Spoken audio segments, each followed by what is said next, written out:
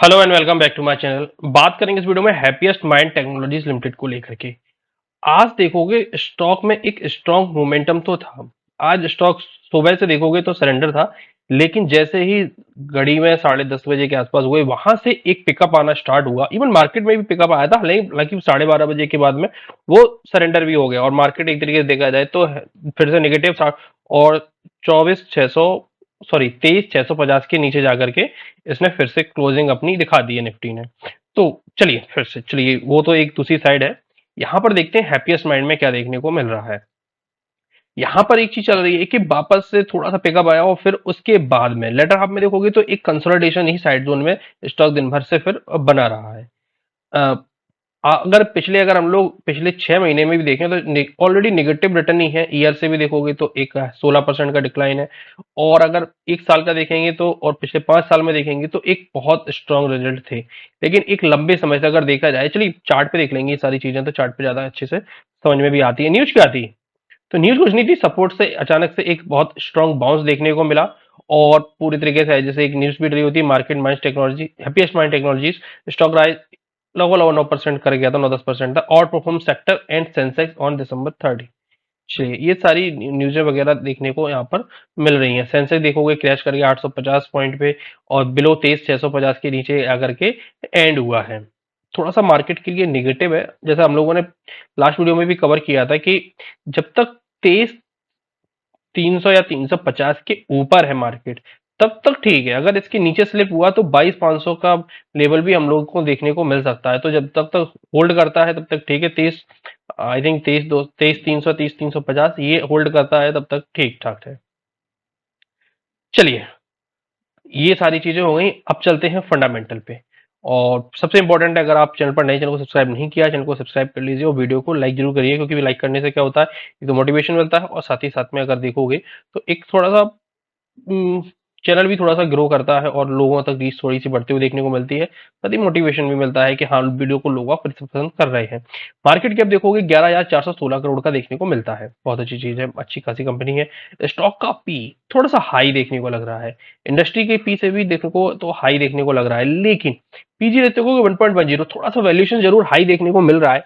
लेकिन अगर एक दो क्वार्टर के नंबर अच्छे निकल के आ जाते हैं तो फिर ये सारी चीजें अवॉइड हो जाएगी। प्राइस टू बुक वैल्यू देखोगे तो 7.61, ठीक है। तो आईटी सेक्टर होता है, जो इस प्रकार के सेक्टर है उनमें थोड़ा सा वैल्यूएशन उनके हाई देखने को मिलते हैं, क्योंकि लगातार ग्रोथ की संभावनाएं अच्छी खासी हमेशा बनी रहती हैं। प्रमोटर की होल्डिंग 44% की निकल के आती है। फ्री कैश फ्लो भी कंपनी के पास पॉजिटिव में है। डेट टू इक्विटी देखोगे थोड़ी सी ज्यादा है, डेफिनेटली थोड़ी सी ज्यादा देखने को मिलेगी, 1176 करोड़ की। 0.5 से नीचे होनी चाहिए, लेकिन थोड़ी सी ज्यादा निकल के आ रही है। हालांकि कंपनी मैनेज कर रही है, सब नंबर्स वगैरह ठीक ठाक हैं। अगर यहाँ पर देखोगे सेल्स में लगातार ग्रोथ देखने को मिली, 370, 371, 75, 372, फिर 375। तो सेल्स में तो ग्रोथ है, नो डाउट। लेकिन प्रॉब्लम कहाँ है? प्रॉब्लम है मार्जिन में। मार्जिन देखोगे 19%, डिक्लाइन 18%, 18%, 16%, 16%। तो मार्जिन में थोड़ी सी दिक्कत आ रही है। और यहां से नहीं, लगातार देखोगे तो 26, 25, 25, 23, 23, 19, 18। तो मार्जिन में एक लंबे समय से लगातार गिरावट देखने को मिलेगी और इसी वजह से कंपनी का जो नेट प्रॉफिट है वहां पर भी देखोगे तो 55, 80 यहाँ पर अच्छी ग्रोथ थी। लेकिन यहाँ पर एक अदर इनकम का भी था, सोर्स था कि अदर इनकम से ज्यादा तक जो ग्रोथ आई थी वो आई थी फिर 55। और यहाँ पर डेंट क्यों लगा? यहाँ पर दो चीजों से डेंट लगा। एक तो इंटरेस्ट कॉस्ट से डेंट लगा कि इंटरेस्ट कॉस्ट 18 करोड़ से बढ़कर सीधे 25 करोड़ हो गई। नंबर ठीक आए थे क्वार्टर क्वार्टर पे, लेकिन एक तो यहाँ पर डेंट लगा था। तो ये बहुत बड़ा, क्योंकि डेट एक बहुत बड़ा इशू हो जाता है, क्योंकि कंपनी के परफॉर्मेंस को बिगाड़ने में। अब लेकिन बिना कर्जे के कोई भी कंपनी सरवाइव भी नहीं कर सकती। यहाँ पर देखोगे तो मार्च 24 तक कंपनी पे कितना कर्जा था? 512 करोड़ का, कोई ज्यादा नहीं था, 0.5 से वैल्यूएशन भी नीचे थे। लेकिन अब कंपनी ने डेफिनेटली यहाँ पे एक्सपेंशन वगैरह के लिए, कैपेक्स बढ़ाने के लिए ये कर्जा लिया है। और ग्रोथ तो देखने को मिल रही है, रिजर्व भी देखोगे तो 1472 करोड़ पे पहुंच चुके हैं। लेकिन कंपनी को अपनी न केवल सेल्स ग्रोथ बल्कि थोड़ा सा मार्जिन पर भी बढ़ाना पड़ेगा, अदरवाइज ये प्रॉब्लम्स देखने को मिलती रहेगी। शेयर होल्डिंग पैटर्न में देखोगे तो कोई ज्यादा इम्पैक्ट पिछले क्वार्टर से कोई ज्यादा इम्पैक्ट देखने को हम लोगों को नहीं मिल रहा है। पब्लिक की होल्डिंग देखोगे तो 44% पर है। चलिए ये तो हो गए ओवरऑल फंडामेंटल। तो कंपनी की बैलेंस शीट पे देखोगे तो डेट एक इशू है, जो हम लोगों ने बताया कि थोड़ा सा डेट ज्यादा है। बाकी अगर देखोगे तो वैल्यूएशन थोड़े से हाई हैं, ज्यादा हाई नहीं है, लेकिन थोड़ा सा अगर देखोगे तो हाई देखने को मिलते हैं। लेकिन अगर एक दो क्वार्टर के नंबर्स अच्छे निकल के आते हैं तो वैल्यूएशन भी हम लोगों को फिर ठीक ठाक देखने को मिल जाएगा। अब आ जाते हैं टेक्निकल। टेक्निकल पे आज क्या अच्छा हुआ?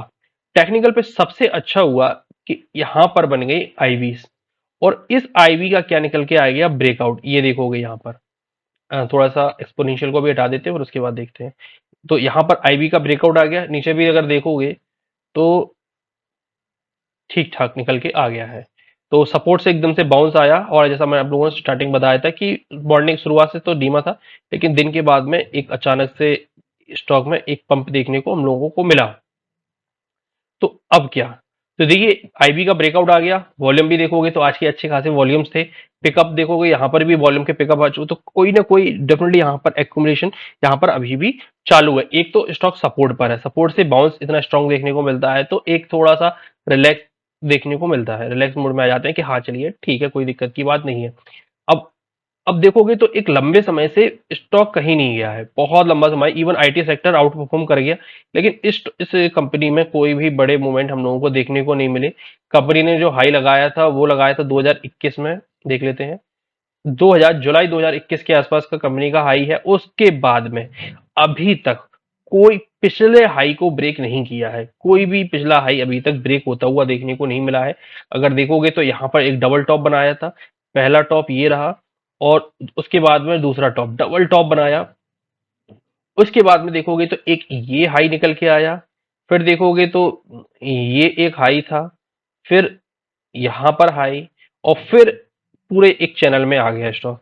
यहां पर काइंड ऑफ एक देखोगे तो इस ट्रेंड लाइन को ब्रेक जरूर किया था, लेकिन नंबर अच्छे नहीं आए, तो नंबर के बाद में फिर से स्टॉक यहां पर गिर गया, और फिर जो गिरा है अभी तक उसका कंसोलिडेशन अभी तक चालू है। तो ये सभी हाई अभी तक टूटे नहीं है, तो एक बार इनमें इनका निकल आता है, इनका सीन क्लियर हो जाता है तो ठीक रहेगा। अदरवाइज अभी के लिए क्या है, तो देखिए आईवीज के ब्रेकआउट आए, काफी अच्छा है।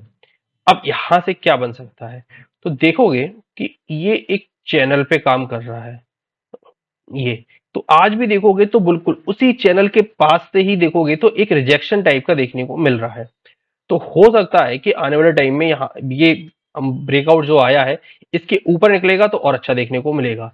और यहाँ पर क्या है, तो यहाँ पर देखोगे तो 200 डेज के एक्सपोनेंशियल भी ऊपर थोड़े से हैं, लेकिन यहाँ से अगर देखोगे तो एक चीज क्लियर है, स्टॉक नीचे तो नहीं जाने वाला है, तो अब जाएगा कहाँ? तो अब स्टॉक के लिए ऊपर के लेवल्स डेफिनेटली यहाँ पर ओपन हुए हैं। ये ट्रेंड लाइन भी आसानी से मुझे लग रहा है कि एक दो ट्रेडिंग सेशन में और हो सकता है, लेकिन ये टूट जाएगी।